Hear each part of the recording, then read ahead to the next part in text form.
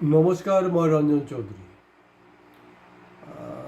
এইটো আগত প্ৰায় শুনিছিলোঁ, এতিয়া নুশুনা নহয়। বেংগলীবিলাকক কেতিয়াবা আমাৰ ল'ৰাবিলাকে কৈ দিয়ে কেলা বঙালী বুলি। অলপ বেয়া লাগে, শুনাত বেয়া লাগে সেইটো কথাটো। কিন্তু এতিয়া অনুভৱ হৈছে যে এইটো কেলা বঙালীটো ঠিকেই কয় নেকি। কেলা বঙালী ক'ব নাপায়, কিন্তু মানে ঘটনা যোনটো পৰিস্থিতি এনেকুৱা অনুভৱ হৈছে যে কথাটো এপ্ৰপ্ৰিয়েট নেকি। কেলা বঙালী মানে এনেকৈ তুচ্ছ তাচ্ছল্য কৰা আৰু কেলা বঙালী মানে তুচ্ছ তাচ্ছল্য, এইটো কোনো সন্মান যচা নহয়। মিনিংটো সেইটোৱে, মানে যেতিয়া হেয় প্ৰতিপন্ন কৰাৰ কাৰণেই কেলা বঙালী কোৱা হয়। আৰু বেংগলী বুলি কওঁতে মই গোটেই বিশ্বৰ গোটেই ভাৰতবৰ্ষৰ বেংগলীক মই কথা কোৱা নাই।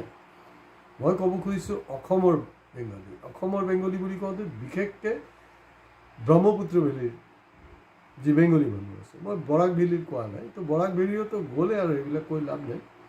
এই অঞ্চলটোতো কম নহয়, যথেষ্ট পপুলেশ্যন আছে, তেওঁলোকে ব্যৱসায় পাতি কৰি আছে। বেংগলী বুলি কওঁতে হিন্দু বঙালীৰ কথা কৈ আছোঁ। মাজত মন কৰিব, উচ্ছেদৰ সময়ছোৱাত এই প্ৰশ্নটো আহিছিলে, আৰু সেইটোৰ ওপৰত মই ভাষাৰ ওপৰত মই এটা এপিছডো কৰিছিলোঁ।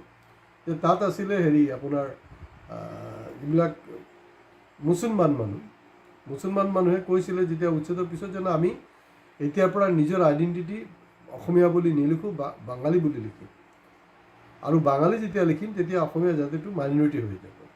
তো সেইটোক লৈ মানে জ্বলাটো লাগিলে। মুখ্যমন্ত্ৰীয়ে ক'লে যে ঠিক আছে, ভালেই হ'ল, তেতিয়াহ'লে আমাৰ কাৰণে সুবিধা হ'ব, কোন মানে বিদেশী চিনাক্তকৰণৰ ক্ষেত্ৰত সুবিধা হ'ব। তো এইটোক লৈ বহুত বিতৰ্ক হ'ল। তো এইটোক কাউণ্টাৰো দিছোঁ। আজি সেইটো কাৰণে ক'ব লগা হৈছে, এই বিষয়টোক লৈ পশ্চিমবংগত কিন্তু বহুত মাৰাত্মক ৰিয়েকশ্যন হৈছে। বাংলা ভাষাৰ এই যে কথাটো, আৰু সেই খেলি মেলিটো কিন্তু আপোনাৰ, কাৰণ পিছত কাৰণ 26ত যেতিয়া মমতা বেনাৰ্জী TMC আকৌ জিকি আহিব, তেতিয়া কিন্তু চবতকৈ বেছি গালি খাব আপোনাৰ হিমন্ত বিশ্ব শৰ্মা ডাঙৰীয়া। কাৰণ এই বিতৰ্কটো তেওঁ এৰিছিলে। আৰু শেহতীয়াকৈ বিতৰ্ক ওলাইছে দিল্লীত যিবিলাক বাংলাভাষী অঞ্চল আছে। একচুৱেলি দিল্লীত এটা এৰিয়া আছে, বহুতে হয়তো নাজানে, চিত্তৰঞ্জন পাৰ্ক অলপ এৰিষ্ট্ৰিকেট জেগা। আৰু চিত্তৰঞ্জন পাৰ্কত মানে চব ধনী বেংগলী মানুহে তাত থাকে, চিত্তৰঞ্জন পাৰ্ক। কিন্তু এতিয়া মানে সময় পৰিস্থিতি এনেকুৱা কৰিছে, যেনেকৈ আমাৰ অসমীয়া মানুহ দিল্লীত থাকে, বেংগলী মানুহ তাত থাকে। তো এই বেংগলীটো কেনেকৈ কৰা হৈছে, তাৰমানে টাৰ্গেট বনাই লৈছে বেংগলী মানে মিয়া মুছলমান।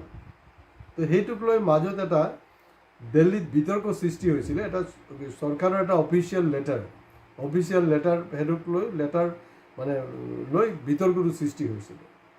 যেতিয়া আপোনাৰ বাংলা ভাষাত লিখাটো আমাৰ কাৰণে ইজিলি আইডেণ্টিফাই কৰিব পাৰিম বুলি বাঙালীবিলাকক তুচ্ছ তাচ্ছল্য কৰিছিলে, তেতিয়াও অসমত থকা বেংগলী যুৱ ছাত্ৰ ফেডাৰেশ্যন, এইটো এনেই আৰু 120টা গোট আছে তাহাঁতৰ। তাৰপিছত আপোনাৰ বংগীয় সাহিত্য সন্মিলন না কিবা কিবি আছে, মানে আমাৰ নিচিনা সাহিত্য সভাৰ নিচিনা।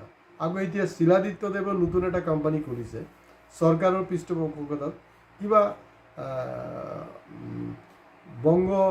অসম বংগ সাহিত্য পৰিষদ নে কিবা তেনেকুৱা এটা কিবা খুলিছে। আৰু সেইটো শিলা, আৰু গম পাইছে নহয়, শিলা মানে এই শিলা কি জৱানী এই গানটো নহয় দেই। শিলাদিত্যদেৱ যিজনে মানে চবতকৈ বেছি মানে মুছলমান বিৰোধী, মিয়া বিৰোধী বকি আছিলে। আৰু দেখা গ'ল যে তাৰ নিজৰে চাকৰি গুচি গ'ল 2021-ত। তো অসমত এই বিষয়টোক লৈ কোনো প্ৰতিবাদ কৰা নাই। বেংগলী সংগঠনবিলাকতো কৰাই নাই, বেংগলী মানুহেতো কৰাই নাই। তেতিয়া ডাঙৰ প্ৰশ্নটো হ'ল যে বেংগলী মানুহবিলাকৰ, ইয়াত থকা বেংগলী মানুহবিলাকৰ মেৰুদণ্ড আছে নে নাই। কাৰণ বেংগলী এটা বহুত সমৃদ্ধশালী জাতি, আৰু এইটো হিষ্টৰীতে হৈ আছে অকল অসম বা ভাৰতবৰ্ষত নহয়, গোটেই বিশ্বত। আৰু ভাৰতবৰ্ষৰ প্ৰথম নোবেল বিজয়ীজনেই হ'ল কিন্তু বেংগলী মানুহ, ৰবীন্দ্ৰনাথ টেগোৰ। ভাৰতৰ যোনটো ৰাষ্ট্ৰগান, সেই ৰাষ্ট্ৰগানৰ ৰচয়িতাও কিন্তু বেংগলী মানুহ। ইমান এটা সমৃদ্ধশালী হেৰি। এতিয়া এই যে আমাৰ যে মানে জাতীয়তাবাদ বুলি আপোনাৰ অসমত সেইটো ট্ৰেণ্ডটো বহুত নচলে জানো। মোৰ যোনটো অনুভৱ আৰু মই দেখিছোঁ যে এইটো বাস্তৱ হয়, জাতীয়তাবাদী কথা বতৰাবিলাক খুব বেছি চিঞৰ বাখৰ কিন্তু পশ্চিমবংগত কৰি নাথাকে, কিন্তু প্ৰকৃতাৰ্থত দেখা গৈছে জাতীয়তাবাদ বুলি যোনটো বুজায় সেইটো কিন্তু অসমতকৈ পশ্চিমবংগত বেছি আছে। আপোনালোকে মনত পেলাওক 2021-ত TMCৰ মমতা বেনাৰ্জীৰ পজিশ্যনটো ইমান এটা ভাল নাছিলে, মানে তেওঁ জিকিব কিন্তু ইমান মানে জবৰদস্ত ৰিজাল্ট তেওঁলোকে কিন্তু আশা কৰা নাছিলে।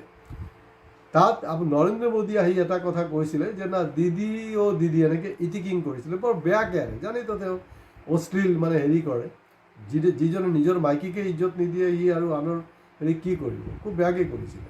তো যিসকল মানুহে মানে TMCক ভোট দিব লগা নাছিলে তেওঁলোকৰো কিন্তু ৰিয়েকশ্যন হৈ গ'ল, তেওঁলোকে উল্টাই আৰু বেছিকৈ TMCক ভোট দিলে আৰু মমতা বেনাৰ্জী জবৰদস্ত বিজয় সাব্যস্ত হ'ল।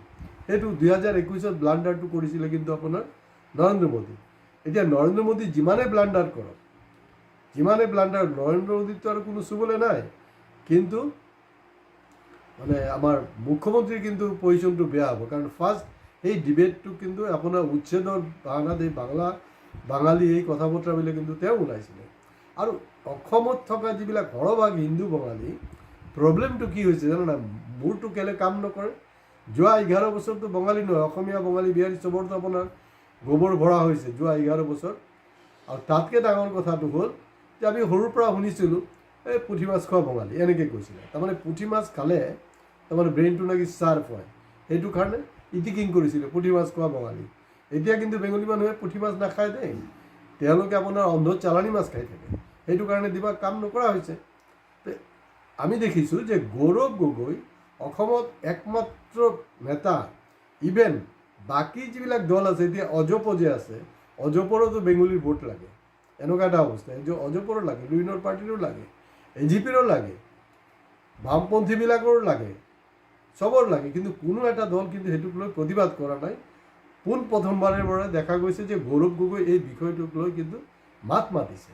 তো গতিকে যিবিলাক বেংগলী সংগঠন আছে তেওঁলোকে হেৰিক এটা ধন্যবাদ দিব লাগে যে হয় আপুনি আমাৰ জাতিটোৰ কাৰণে মাতটো মাতিছে, সেইটো কিন্তু তেওঁলোকৰ সৌজন্য নাই, সিমানখিনি কামো কিন্তু তেওঁলোকে কৰা নাই।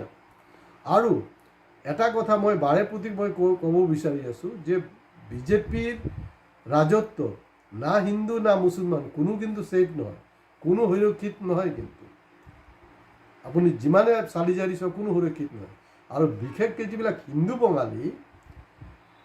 হিন্দু বঙালী যে খুব যে নাচি থাকে, যেতিয়া মাদ্ৰাছাক উচ্ছেদ কৰা হয় খুব নাচি থাকে, তাহাঁতৰ বাংলা মিডিয়ামৰ যিবিলাক স্কুল আছে সেই স্কুলবিলাকৰ আজি অসমৰ অৱস্থা কি সেইটোক তেওঁলোকে চালি জাৰি চাইছেনে?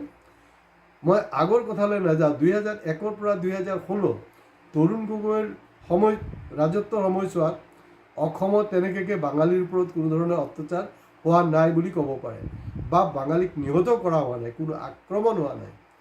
2018-ত আপোনালোকৰ নিশ্চয় মনত আছে, 2018-ত 1 নৱেম্বৰ ধলাত 5জনকৈ নিৰীহ হিন্দু বঙালীক কিন্তু মৰা হৈছিলে। আৰু কোনে মাৰিছিলে কি কথা এইটো চবেই জানে, এই ধলাত মৰা হৈছিলে, কিন্তু তেওঁলোকে আজিলৈকে কিন্তু তাৰ কিন্তু ন্যায় পোৱা নাই, পোৱা নাই আৰু অহা দিনতো নাপাব। কাৰণ চৰকাৰ জানে যে এইকেইটাকতো আমাৰ তেলিয়ামি কৰি থাকিব। প্ৰব্লেমটো হ'ল মানে হিমন্ত বিশ্ব শৰ্মা যদি কালি বমি কৰি দিয়ে নহয়, সেই বমিটো মানে আমাৰ এই ব্ৰহ্মপুত্ৰ ভেলীৰ মানে সৰহভাগ যে হিন্দু বেংগলী আছে তাহাঁতি একদম আৰামছে চাটি পুটি খাব। যেনেকৈ এই দেখিছে নহয়, সিহঁতি পূজা চূজাত খুব খিচিৰি খায় যে, এই খিচিৰি যেনেকৈ খায় তেনেকৈ সুস্বাদু কৰি থাকিব। একেবাৰে মানে বেংগলী জাতিৰ পূৰা অস্তিত্ব নাইকিয়া কৰি দিছে। তাতকৈ ভাই মই আগতেও কৈছোঁ যে নিজকে ডাইৰেক্ট মানে অসমীয়া হিচাপে চামিল কৰিলে হ'ল। আৰু বেংগলী যুৱ ছাত্ৰ ফেডাৰেশ্যন কিহৰ কাৰণে? বেংগলী যুৱ ছাত্ৰ ফেডাৰেশ্যন নালাগে নহয়, আছুত জইন কৰা সম্ভৱ নহয়, AJYCP জইন কৰি দিলেই হ'ল। আৰু বেংগলী যুৱ ছাত্ৰ ফেডাৰেশ্যনৰ যোনটো ট্ৰেক ৰেকৰ্ড আপুনি চাব, তৰুণ গগৈ ডাঙৰীয়া 15 বছৰ ৰাজত্বকালত যিমান আন্দোলন কৰিব আছিলে, যিমান প্ৰতিবাদ বিপ্লৱ কৰিব আছিলে সেইটো সময়ত কৰিছিলে। 2018-ৰ পৰা আজিলৈকে কোনো এক্সাম্পল আছেনে? কোনো এক্সাম্পল নাই, কোনো এক্সাম্পল নাথাকে। এই এই মানে দেখা গৈছে যে এই বাঙালীখিনিয়ে পাহৰিছে সৌৰভ গাংগুলী। সৌৰভ গাংগুলী কোন হয়? সৌৰভ গাংগুলী কি বিহাৰী হয় নেকি? তেখেতোতো বেংগলী হয়। ইণ্টাৰনেশ্যনেল একজন ফেমাছ ক্ৰিকেটাৰ, ছাকচেছফুল কেপ্টেইন। কি লাগে গৰ্ব, মানে বেংগলীক লৈ গৰ্ব কৰিবলৈ কি আছে? বহু বস্তু আছে। কিন্তু এইকেইটাই পূৰা মানে বেংগলী সমাজখনক পূৰা মানে মেৰুদণ্ডহীন কৰি পেলাইছে। আৰু ইয়াৰ যোনটো ৰিপাৰকেশ্যন সেইটো কিন্তু বহিৰাজ্যৰ বেংগলীৰ মাজতো হৈছে। এইটো বৰ দুখৰ কথা।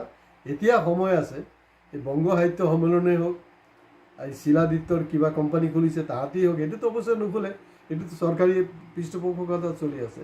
কমচে কম বেংগলী যুৱ ছাত্ৰ ফেডাৰেশ্যন যিকেইটা আছে তাহাঁতি কমচে কম গৌৰৱ গগৈক মানে এটা শুভেচ্ছা দিব লাগে যে ছাৰ হয় আপুনি আমাৰ ভাষাৰ কাৰণে কমচে কম মাতিছে। আজি ইয়াতে শেষ কৰিছোঁ। ভিডিঅ' ভাল লাগিলে নিশ্চয় শ্বেয়াৰ কৰিব, ছাবস্ক্ৰাইব কৰিলে আপোনালোকে নাপাহৰিব। 24 ঘণ্টা উকলি গ'ল, আমি দেখিলোঁ। এই মুহূৰ্তলৈকে আমাৰ হাতত যোন খবৰ, আমাৰ লাষ্ট এপিছ'ডত খুব এইটো যথেষ্ট ৰাইজে মানে পচন্দ কৰিছে। এয়া আছিলে আপোনাৰ মানে শৃংখল চালিহাৰ ওপৰত। গতিকে শৃংখল চলিহাৰ যে এতিয়ালৈকে সাহস সি গোটাব পৰা নাই, নকাক মানে খেদি যাব পৰা নাই, খেদিব পৰা নাই, সি ইয়াতে বহি আছে। গতিকে মই অকল শৃংখল চলিহা বুলি কোনো কথা নহয়, শৃংখল চলিহাও মোৰ দুশ্মন নহয়। মানে যোনে যোনবিলাক ভণ্ডামি কৰিব, এই যে আজি ধৰি লওক হিন্দু বেংগলীও কৰিছে, তাকোতো কিন্তু কাকো মই এৰিবলৈ নাই। যোন কমিউনিটিৰ হওক, যোন পলিটিকেল পাৰ্টিৰ নেতা হওক, কাকো ঘূৰাই নেহেৰু মই। গতিকে এতিয়া সময় আছে, এই যে তথাকথিত বেংগলী সমাজ আপোনালোকে দোকান চোকান বন্ধ কৰক এইবিলাক সংগঠনৰ নামে, নহ'লে গৈ নিজক প্ৰায়শ্চিত্ত কৰিবলৈ গৌৰৱ গগৈৰ ওচৰত ক্ষমা প্ৰাৰ্থনা কৰক বা তেখেতক ধন্যবাদ কমচে কম এটা দিয়ক। আজি ইয়াতে শেষ কৰিছোঁ। নমস্কাৰ।